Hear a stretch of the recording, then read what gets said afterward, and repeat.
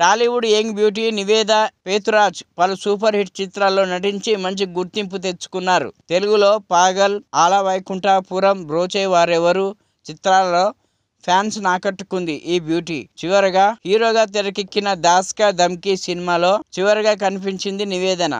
2023లో విడుదలైన ఈ చిత్రం సూపర్ హిట్ అందుకుంది. అయితే గత కొన్ని రోజులుగా స్క్రీన్ పై కనిపించని ఈ భామ తాజాగా పోలీసులతో గొడవ పడుతూ ప్రత్యక్షమైంది.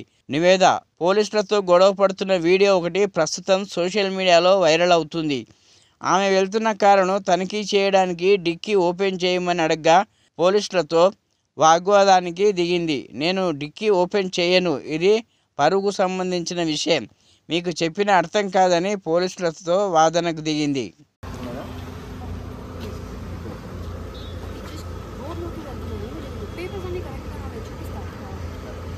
ఓకే మేడం, నేను సెలక్షన్ కొట్టుకుంటా ఉన్నాను.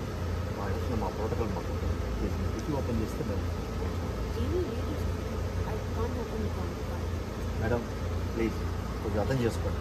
మీరు కూడా తెలుసుకోవాలి. ఓపెన్ చెప్పేలా ప్లీజ్ ఓపెన్ చేయండి. డిక్కీ ఓపెన్ చేయమంటే అటు ఇటు చూస్తాను మేడం. ప్లీజ్ డిక్కీ ఓపెన్ చేయండి. ప్లీజ్ అర్థం చేసుకోండి, ఇది పరువుకి సంబంధించిన విషయం. చెప్పినా మీకు అర్థం కాదు. I can't open the trunk sir. Madam please dicky open చేస్తే మా పని మేము చేసుకుంటాం. Why are you recording? Why are you guys recording?